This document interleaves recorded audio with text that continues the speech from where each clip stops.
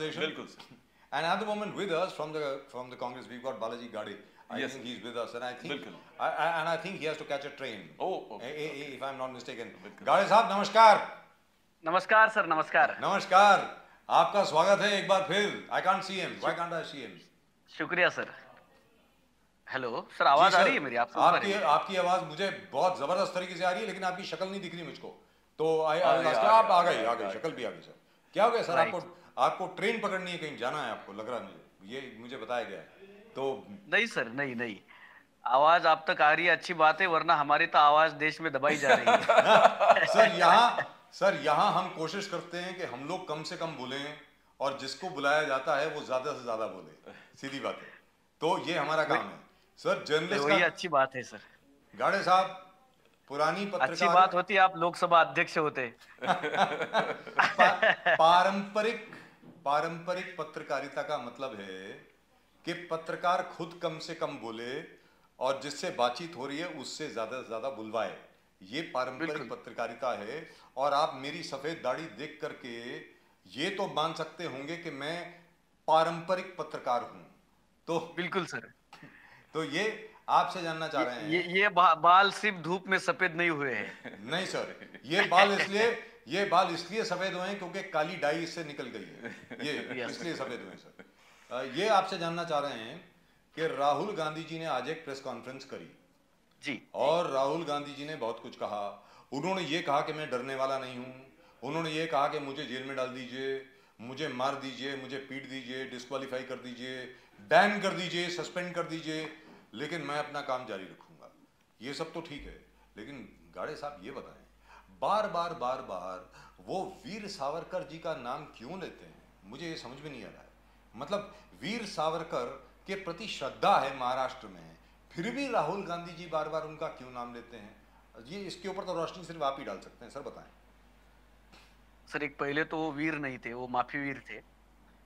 तो ये उनको माफी वीर सावरकर हम कह सकते हैं, क्योंकि वीर ऐसा कोई काम उन्होंने किया नहीं है. रही बात माफी मांगने की, तो राहुल जी ने सीधा बताया है कि हम माफी मांगने वालों में से नहीं है. हम जेल में जब वो सावरकर जी थे तब उन्होंने 6 बार माफीनामा भेजा था ब्रिटिशों को कि भाई हमको छोड़ दो. तो हम गांधी हैं, उन्होंने सीधा कहा है और चुनौती दी है इस सरकार को, और हमारे डरपोक प्रधानमंत्री जी को उन्होंने चुनौती दी है कि हम डरने वालों में से नहीं है, हम डट के आपका सामना करेंगे. और रही बात सावरकर की, और सावरकर गोडसे, ये जो विचारधारा है, जिस विचारधारा के ऊपर इस देश की सरकार बसी है, जिस विचारधारा के ऊपर बीजेपी और प्रधानमंत्री काम करते हैं, उनका काम ही यही है कि प्रोपेगेंडा फैलाओ, लोगों को डराओ, लोकतंत्र को खत्म करो. तो सावरकर की बात निकालनी जरूरी इसलिए है सर, क्योंकि इस देश में महात्मा गांधी के पुण्यतिथि के दिन, उनकी शहादत के दिन, भाजपा के सांसद उनके पुतले के सामने खून निकालकर गोलियां मार के हत्या करने का फिर से ढोंग करते हैं, जबकि पहले उन्होंने मारा था. तो उनको सस्पेंड नहीं किया जाता, उनको डिस्क्वालीफाई नहीं किया जाता, क्योंकि इस देश में गांधी से बड़े मोदी है क्या? नरेंद्र मोदी महात्मा गांधी जी से बड़े हो गए, जिनका योगदान इस देश की स्वतंत्रता में कुछ भी नहीं था. या फिर वो श्यामा प्रसाद मुखर्जी हो, हेडगेवार हो, गोलवलकर हो, इस किसी का भी योगदान इस देश की स्वतंत्रता की लड़ाई में नहीं है. लेकिन फिर भी गांधी को जब गोली मारते इनके सांसद, तो उनको डिस्क्वालीफाई नहीं किया जाता. जब किसी समुदाय को मिटाने की बात करते हैं तब उनको कोई डिस्क्वालीफाई नहीं करता. लेकिन लोकतंत्र की जब बात की जाती है, लोगों के हक की जब बात की जाती है, लोगों का पैसा कहां पे खो दिया इस देश के प्रधानमंत्री ने? अडानी के ऊपर किस 20,000 करोड़ कहां से आ गई? ये सवाल जब हमारे नेता पूछ रहे हैं तब उनका माइक बंद किया जा रहा है, उनको उनकी खासदार एमपी सांसद रद्द की जा रही है. तो ये जो कुछ भी चल रहा है, तो मैं इसका कंक्लूजन पे आता हूं जो आपका सवाल है. तो जो सावरकर और गोडसे की जो विचारधारा है, वो विचारधारा है सच को कुचलो, और हमारी जो गांधी जी की जो विचारधारा है, सच के लिए कुछ भी हो जाए पीछे मत हटना. तो हम पीछे हटने वाले नहीं है सर. जी गाड़े साहब, आज एकनाथ शिंदे जी ने असेंबली में कहा कि राहुल गांधी जी ने मोदी जी का डिफेम नहीं किया, उन्हें पूरे ओबीसी समाज का डिफेमेशन किया है. ये ओबीसी समाज का डिफेमेशन महाराष्ट्र में हम लोग सह के नहीं रहेंगे और पूरे महाराष्ट्र में आंदोलन करेंगे।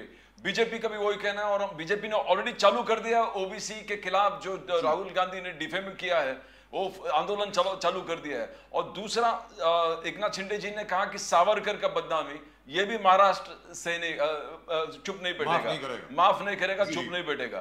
तो सर ये कैसे कैसे महाराष्ट्र में कैसे करो, बिकॉज अभी तक सब अच्छा चल रहा था, एमवीए अगाड़ी एकदम जबरदस्त, सब जीतना, बाय इलेक्शन सब जीत रहे थे, 2024 में बीजेपी को वाइप आउट करने वाले थे, मगर अभी कुछ गड़बड़ी लग रहा है आपको, कुछ शंका आ रहा है कि अभी कुछ मंजिल हासिल नहीं होगा?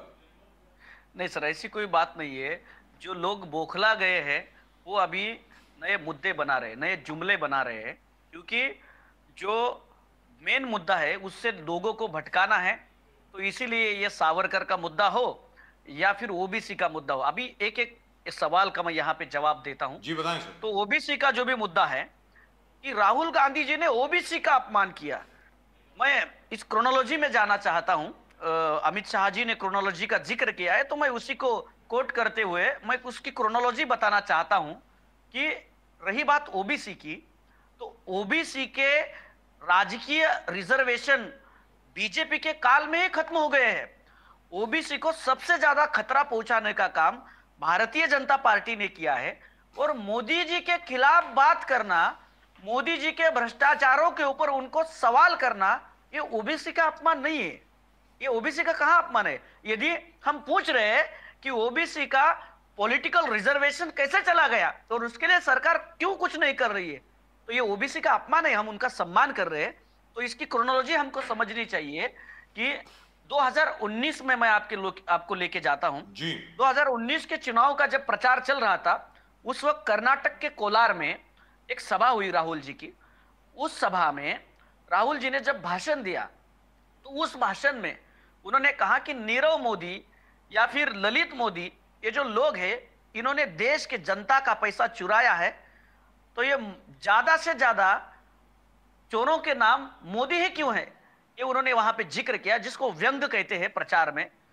तो वो उसी के ऊपर 16 अप्रैल 2019 को गुजरात के पूर्णेश मोदी जी चले गए भाई साहब कोर्ट में। उन्होंने कहा कि मोदी समुदाय का राहुल गांधी जी ने अपमान किया है, तो उनके ऊपर मानहानि का खटला उन्होंने वहां पे दर्ज किया। 7 मई 2019 को एफआईआर उनके ऊपर दाखिल कर दी गई और उसके बाद उन्होंने अपने पिटीशन में कहा सर कि हर तारीख को राहुल गांधी हाजिर हो, ऐसा होना चाहिए, और हर तारीख को, हर सुनवाई को राहुल जी को इस कोर्ट में बुलवाइए। तब कोर्ट ने कहा कि ऐसी कोई जरूरत नहीं है और हम हर तारीख को उनको बुलाने की क्या जरूरत है, और कोर्ट ने उनकी मांग को खारिज कर दिया। तब भाजपाइयों को उनको पता चला कि भाई हमने जो कुछ भी षड्यंत्र रचा था वो तो काम नहीं कर रहा, ये तो अभी हाथ से चला गया, हम करेंगे क्या अभी। तब उस वक्त स्वयं पूर्णेश मोदी हाईकोर्ट चले गए, गुजरात हाईकोर्ट, और उन्होंने गुजरात हाईकोर्ट में 7 मई को अपील की 2019 में कि भाई अभी इस मामले को रुकवा दो और हमको स्टे चाहिए। कोर्ट ने भी स्टे दे दिया। और उसके बाद ये जो ओबीसी का मसला जो भी चल रहा है सर, तो पूर्णेश मोदी ने खुद कहा है कि हम ओबीसी नहीं है। पूर्णेश मोदी कहते हैं कि मैं ओबीसी नहीं हूं। तो ये जो मसला है, तो ये बातों का बतंगड़ बना के लोगों को गुमराह करने की कोशिश हमेशा की तरह भाजपा कर रही है। ये मैं यहाँ पे बताना चाहता हूँ सर। अभी क्रोनोलॉजी यहाँ पे खत्म नहीं होती, यहाँ पे तो अभी केस चला गया, उसको स्टे आ गया।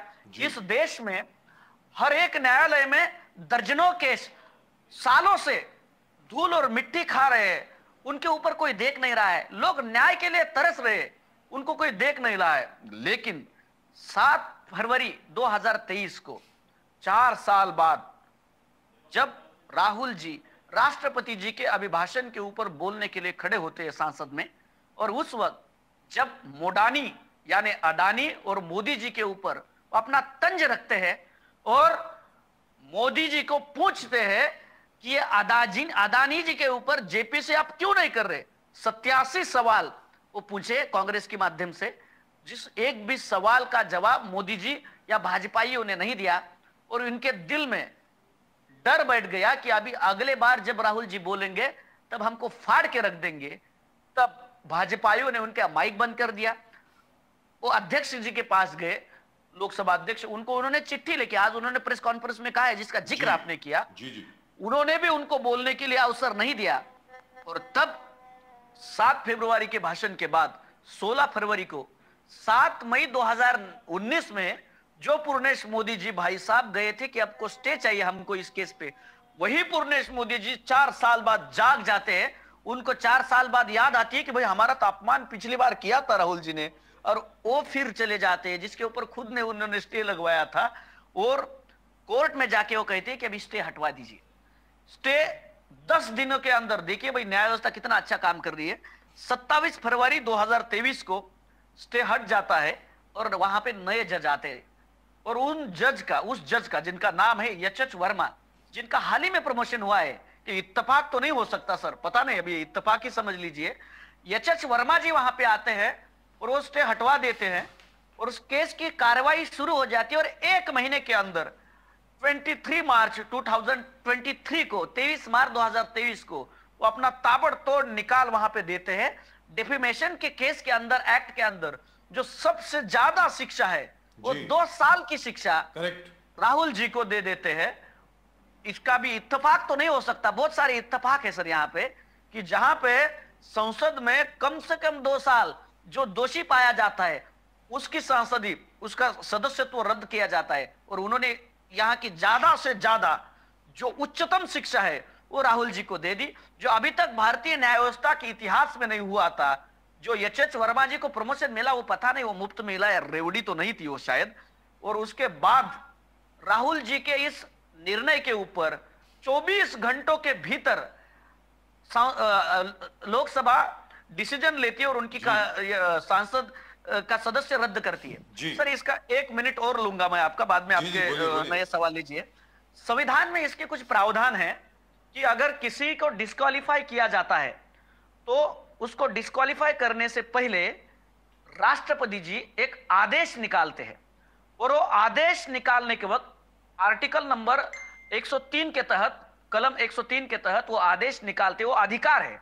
और वो आदेश निकालने के लिए राष्ट्रपति जी को, जिसको चुनाव आयोग कहते हैं, उसकी राय लेना बंधनकारक है, बाध्य है। 24 घंटों के भीतर ऐसा लोकसभा ने किया, अध्यक्ष जी ने किया, सचिवालय ने किया, नहीं किया तो फिर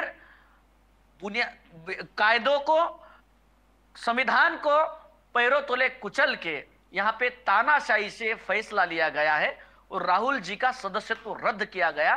तो इस देश में हमारे प्रधानमंत्री जी को किसी का सवाल नहीं चाहिए। हम करें सो कायदा, हम कुछ भी करें, इस देश को बेच दे, लोगों को पैसों को कहीं भी इन्वेस्ट कर दे, हमको कोई पूछ नहीं सकता। वो राहुल जी को डर गए थे अगले भाषण में हमको फाड़ देंगे, इसलिए उनकी सदस्यता रद्द कर गाड़े साहब, राहुल गांधी जी ने एक और चीज कही अपनी प्रेस कॉन्फ्रेंस के दौरान।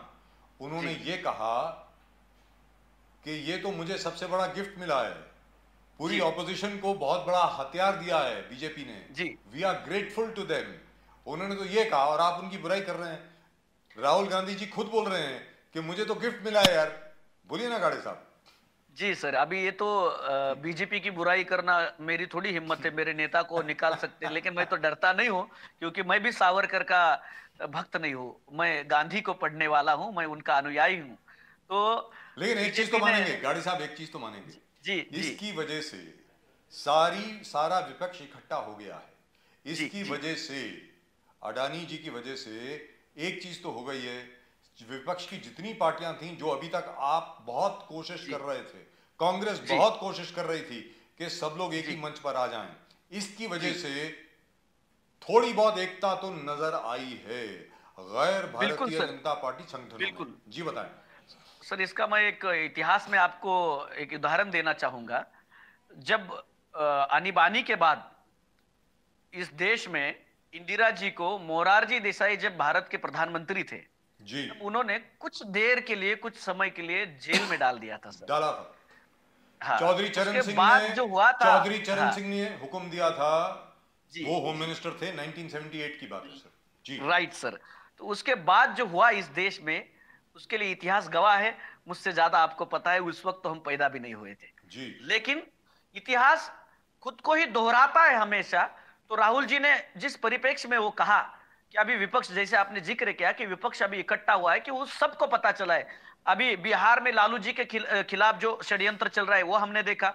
उसके बाद हम दिल्ली में क्या चल रहा है वो भी देख रहे हैं, महाराष्ट्र में हम क्या चल रहा है वो भी देख रहे हैं। और एक बात रह गई सर, एक सवाल छूट गया एकनाथ शिंदे जी के ऊपर जो पूछा था प्रदीप जी ने, बोलिए ना। कि उन्होंने सावरकर और ओबीसी के बारे में जो कहा, सर एकनाथ शिंदे जी को इसमें कुछ समझता नहीं है, उतना उनका अभ्यास नहीं है, उतनी उनकी बुद्धि नहीं। मैं बहुत जिम्मेदारी के साथ बोल रहा हूं, अगर 5 मिनट भी वो सावरकर के ऊपर बोल देना उन्होंने क्या लिखा था, तो बस मैं बोलना बंद कर दूंगा सर। लेकिन वो बोल ही नहीं सकते। अगर सावरकर की बात करती है तो सावरकर ने हिंदू पथपातशाही नाम का उनका एक किताब है सर, उसमें जिस छत्रपति संभाजी महाराज का नाम लेके ये नारे देते हैं, उस संभाजी महाराज की बदनामी की है सर सावरकर ने। तो ये अगर उनको संभाजी महाराज का बदनामी करने वाला सावरकर उनको चलता है तो चलने दीजिए, अपने सर पे लीजिए और डांस कीजिए, लेकिन उस सावरकर को हम नहीं लेंगे जिस सावरकर की हिंदू महासभा ने इस देश के टुकड़े होने जब हो रहे थे उस वक्त उनकी हिंदू महासभा चुप बैठी थी, सरकार में बैठी थी मुस्लिम लीग के साथ। उस सावरकर को हम मानते नहीं, ठीक है वो मुद्दा नहीं, इतिहास के हम बातों के बतंगड़ नहीं बताए। मुद्दा यह है कि मोदी जी अदानी के अकाउंट में जो शेल्स कंपनी का जिक्र राहुल जी ने प्रेस कॉन्फ्रेंस में किया, 20,000 करोड़ कहां से आए उसका जवाब मोदी जी जनता को दे दे, बस यही मानना है सर। हमारे सवाल तो यही है।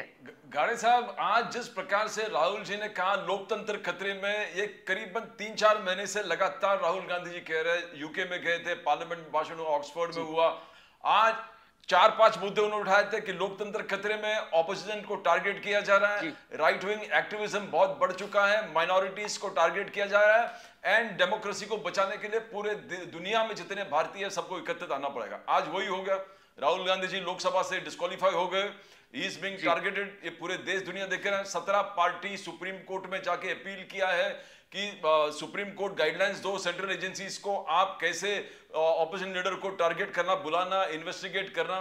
तो ये सब हो रहा है, बट बीजेपी का कहना है कि ये सब ढोंगबाजी है।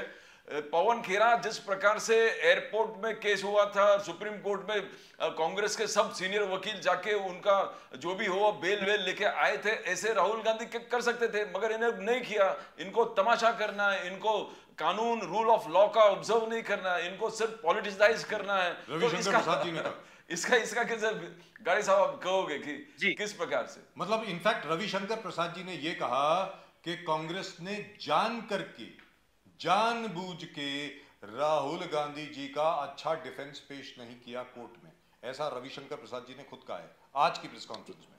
जी बोले। मैं पिछले इस महीने का सबसे ज्यादा झूठ बोलने का किताब तो रविशंकर प्रसाद जी को दिया जाना चाहिए, क्योंकि जब वो टिप्पणी कर रहे थे राहुल जी के जो फॉरेन में भाषण हुआ उसके ऊपर, इतना झूठ उन्होंने कहा, उसके क्लिप्स हमने डाल दिए हैं सर यूट्यूब पे, वो खुद भी एक बार देख ले।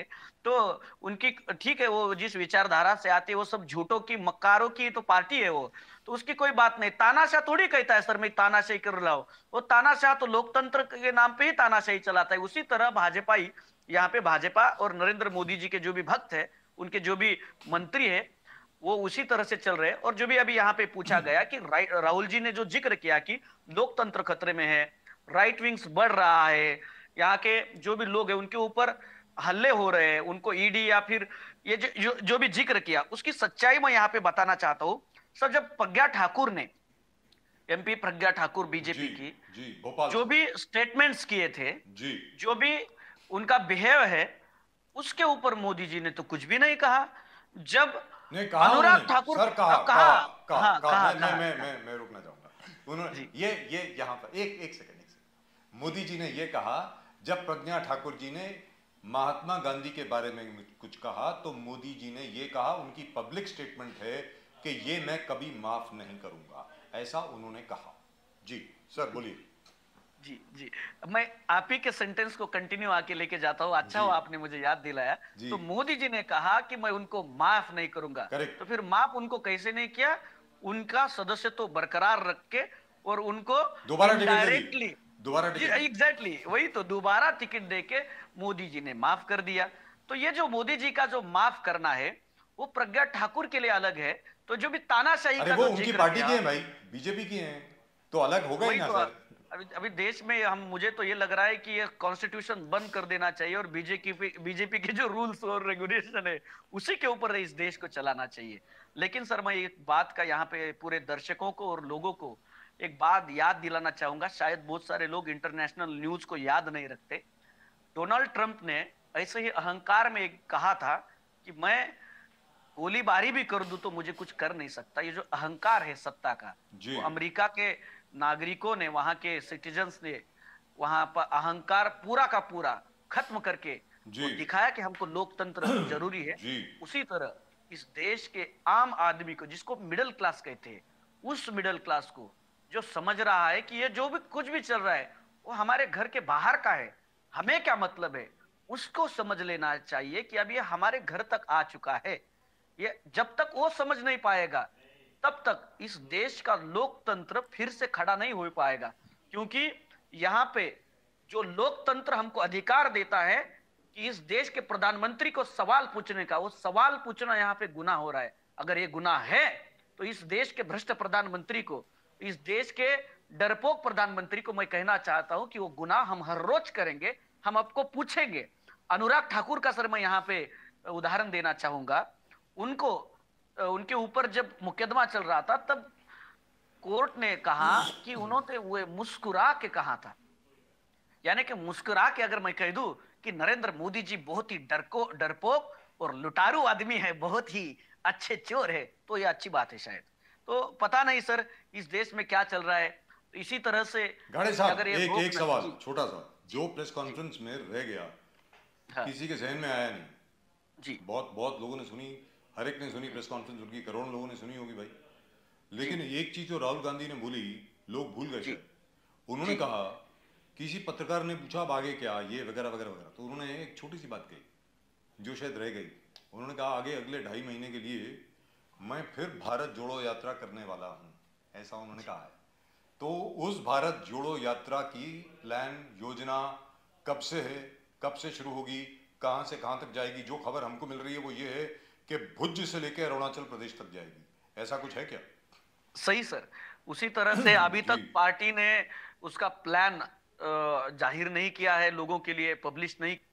जब आ जाएगा तब आप सभी के सामने होगा। लेकिन ये जो सेकंड फेज होगा उसका, भारत जोड़ो 2.0 जिसको हम कहेंगे, उसमें सर मजा आएगा बड़ा। क्योंकि एक तरफ आपकी मीडिया है जो हमको और लोगों की आवाज को, हमको नहीं, लोगों की आवाज को दिखाना चाहती, और दूसरी तरफ गोदी मीडिया है जो अडानी और अंबानी के घर की रखेल बन चुकी है। तो सर मजा तो आने वाला है क्योंकि जनता हमारे साथ है। और मोदी जी सवालों से जितना बचना चाहते हैं जरूर बचे, क्योंकि सवाल और उठेंगे, एक सवाल और इतना बवाल, और भी सवाल उठेंगे जनाब। गाड़े साहब ये फॉर्मूला, बिकॉज देखो सब लोग पूरे देश देख रहे हैं, पूरा देश ये फॉर्मूला आपसे पूछना चाहते हैं कि कांग्रेस ये 20% वोट शेयर से 40% कैसे जाएंगे? बिकॉज आपको 40% वोट शेयर तक पहुंचना पड़ेगा नरेंद्र मोदी को 2024 में मात देने के लिए। तो 20% आपको और बढ़ाना पड़ेगा। इसमें आपको ममता बनर्जी को साथ में लेना पड़ेगा, मायावती को साथ में लेना पड़ेगा, केसीआर को लेना पड़ेगा, अलग अलग पार्टीज को, केजरीवाल जी को लेना पड़ेगा। मगर केजरीवाल जी आज के तारीख में बोलते हैं कि हम कांग्रेस के रिप्लेसमेंट है। ममता बनर्जी का कहना है कि राहुल गांधी जी प्राइम मिनिस्टर नहीं बन सकते। केसीआर कह रहा है Congress is very arrogant. Because ये बहुत मुद्दा, बिकॉज आपको जीतने के लिए आप, मल्लिकार्जुन खड़गे ने कहा कि Congress will be the mover, means main opposition को लीड करने वाला कांग्रेस होगा। तो इन सबको आपको जोड़ के 40% तक पहुंचना पड़ेगा। पूरे देश जानना चाहता है ये कैसे करोगे गाड़ी साहब, कैसे करोगे? सर अभी मैं ज्यादा तो उस बारे में कह नहीं सकता, वरिष्ठ नेता कहेंगे। लेकिन एक बात यहाँ पे जरूर कहना चाहूंगा कि जितने भी विपक्षी पार्टियां हैं उनको भी अपना रीजनल अहंकार छोड़ के एक झंडे के नीचे आना पड़ेगा, एक एजेंडे के ऊपर। जो अगर ये वो भी चाहते हैं कि देश में बीजेपी ना रहे, केजरीवाल चाहते हैं, मायावती जी चाहती है, या फिर ममता बनर्जी हो, या फिर केसीआर हो, ये सभी अगर चाहते हैं तो एक कॉमन मिनिमम प्रोग्राम जो है उसके ऊपर, जैसे महाराष्ट्र में गठबंधन हुआ उसी तरह देश में भी इकट्ठा आ सकते हैं अगर उनकी आने की मनीषा हो तो। लेकिन बीजेपी का विरोध करते रहेंगे लेकिन कांग्रेस के साथ नहीं जाएंगे तो भैया इसमें कुछ तो गड़बड़ है। क्योंकि ये गंगाधार ही शक्तिमान है वाला मामला है सर। तो अगर केसीआर वहां पे किसानों के लिए अपने राज्य को कर्जे में डुबा के रेवड़ियां बांट रहे हैं, और दूसरी तरफ जब किसानों के भूमि जो कायदे हुए किसानों के खिलाफ, जो आंदोलन हुआ सर देश का सबसे बड़ा भूमि अधिग्रहण का कायदा हो या जो भी हो, पंजाब के हरियाणा के किसानों, उस वक्त वो मोदी जी के साथ थे। तो चलो वो अलग चर्चा का विषय, किसी और दिन जब आप लेकिन बुलाएंगे अगर तब ऐसे हम चलता आएंगे। रहा गाड़े साहब, अगर हाँ। ऐसे चलता रहा तो 2024 में नरेंद्र मोदी जी की वापसी तय है, अगर सर अभी विपक्षी पार्टियां इकट्ठी नहीं हैं। अभी तो सर इकट्ठी आ रहे हैं, हम भी वही कोशिश कर रहे हैं। जिनको आना है वो उनका स्वागत है, लेकिन जो अहंकार के और ऊपर जिनको डट नहीं के आना बैठा उनको है, जयराम जी की। नहीं सर, उनको हम कन्विंस करेंगे, उनको समझाएंगे जी। कि ये जरूरी है। इस देश में अभी क्या चल रहा है, अगर हम साथ में नहीं आएंगे तो सर नवाज देवबंदी का बहुत अच्छा शेर है, जलते घर को देखने वालों फूस का छप्पर आपका है। जलते घर को देखने वालों फूस का छप्पर आपका है, आपके पीछे तेज हवा, आगे मुकद्दर आपका है। उसके कत्ल पे मैं भी छुपता, मेरा नंबर अब आया। उसके कत्ल पे मैं भी छुपता, मेरा नंबर अब आया। मेरे कत्ल पे आप भी चुप हो, अगला नंबर आपका है। तो बस इसी शेर के माध्यम से मैं सभी को एक मैसेज देना चाहूंगा। जो समझदार है समझ ले, जो ना समझे उनको हम समझा देंगे सर, छोड़ेंगे राइट, नहीं। Wonderful, thank you so much Gade साहब, always a pleasure talking to you, thank you very much. बहुत बढ़िया, बहुत बढ़िया। नमस्कार सर, जय हिंद, नमस्कार। जय Maharashtra, Vande Mataram, thank you so much sir. And that was quite an interesting conversation.